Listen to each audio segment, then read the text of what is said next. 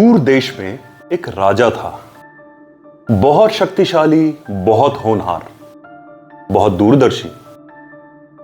राजा की प्रजा राजा से बहुत खुश थी, सभी के पेट भरे हुए थे और प्रजा को अपने राजा के ऊपर पूरा विश्वास था, इसीलिए चिंता की कोई बात ही नहीं थी। परंतु राजा को पता था कि उसके पड़ोसी राज्य के जो राजा हैं वो उसके ऊपर आक्रमण करने की नीयत रखते हैं। इसीलिए राजा ने अपनी सेना को बढ़ाने की बात आगे रखी। सेना को बढ़ाने का निर्णय हुआ तो अतिरिक्त खर्च आया। नए हथियारों के लिए नया बजट तय किया गया। नए बजट के आधार पर नए हथियार बनाना शुरू कर दिया गया। राजा ने इसकी जिम्मेदारी अपने बड़े बेटे यानी कि राजकुमार को दे दी। कई साल बीत गए। यकायक एक दिन गुप्तचर ने आके राजा को बताया कि महाराज, आपके ऊपर आक्रमण कभी भी हो सकता है। राजा निश्चिंत था क्योंकि तैयारियां तो पहले से चल रही हैं। राजा ने सेनापति को बुलवाया और आदेश किया कि सेना को तैयार कर दिया जाए और नियुक्त कर दिया जाए। सेनापति घबराकर बोला, महाराज, सेना तो तैयार है पर हथियार तो है ही नहीं। अब राजा को बड़ा गुस्सा आया। भाई, इतने सालों से इतना खर्चा तो केवल हथियारों के ऊपर ही हो रहा है। खैर, कमेटी बुलाई गई। कमेटी की अध्यक्षता भी राजा के बेटे यानी कि राजकुमार कर रहे थे। पता चला कि राजकुमार ने जिन्हें ठेका दिया था, यानी कि जो उनके मित्र जिन्हें उन्होंने ठेका दिया था, उन्होंने हथियार तो बनाए यानी तलवारें तो बनाई, लेकिन अब वो बनाए गए हैंडल्स में फिट ही नहीं हो रही हैं। खैर, आनन फानन में राजकुमार ने एक नया आदेश जारी किया जिससे नए हथियार खरीदे गए और जैसे तैसे युद्ध लड़ा गया। इसके बाद राजकुमार ने अपने ठेकेदार मित्र को माफ कर दिया। राजकुमार को राजा ने माफ कर दिया। अब इस अतिरिक्त खर्चे के लिए जनता के ऊपर लगाया गया अतिरिक्त कर और बाकी सब खुशी खुशी अपने घर।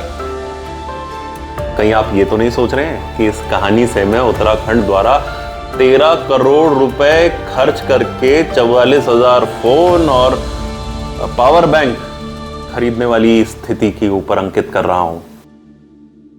जी नहीं, वो कहानी तो कुछ यूं थी कि 2018 और 2019 में आंगनवाड़ी की महिलाओं की मदद के लिए सरकार ने ये फोन खरीदे थे। लेकिन अब जब हाल ही में रघुनाथ नेगी जी ने एक आरटीआई लगाई, उस आरटीआई से और कुछ जांच से पता चला कि ये फोन आंगनवाड़ी की महिलाओं को इसलिए दिए जाने थे क्योंकि इसके ऊपर एक ऐप को इंस्टॉल होना था, पोषण ट्रैकर ऐप। इस ऐप में ये लेडीज और ये महिलाएं जगह जगह जाके जहां पर भी टीकाकरण करती हैं या राशन भेजती हैं, उसका डेटा सरकार के पास पहुंचाना था।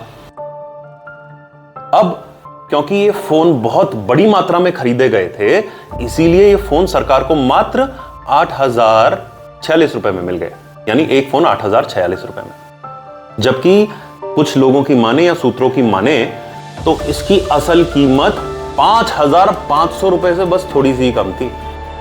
खैर, लोग तो कुछ भी बोलते हैं, लेकिन इस पूरे प्रकरण में एक छोटी सी मिस्टेक हो गई। यानी ये जो फोन खरीदे गए, इनकी इंटरनल मेमोरी 2 GB रैम थी और जो एप्लीकेशन को चलाने के लिए रिक्वायर्ड कैपेसिटी किसी भी फोन की होनी चाहिए या जिसको हम बोलते हैं रिक्वायरमेंट स्पेसिफिकेशंस, वो 6 GB रैम थी। यानी फोन 6 GB रैम का चाहिए था और 13 करोड़ रुपए खर्च कर दिए गए ऐसे फोन्स और पावर बैंक्स को लेने के लिए जिसकी कैपेसिटी 2 GB रैम थी। अब हुआ यूं, ये फोन हैंग होने लगे, बंद होने लगे, कुछ कुछ जगहों तो फूटे भी, हालांकि वो एक अलग बात है। परंतु आंगनवाड़ी की महिलाओं ने इन फोन्स को वापस जमा कराना शुरू करा दिया। अब आप मेरी कहानी से इस कहानी की समानता तभी कर सकते हैं जब इस खरीदार को, जिसने खरीदा है ये फोन सरकार के लिए, उसे सचिव साहब माफ कर दें, सचिव साहब को महामहिम माफ कर दें, यानी मुख्यमंत्री साहब माफ कर दें और मुख्यमंत्री साहब को राजा साहब माफ कर दें।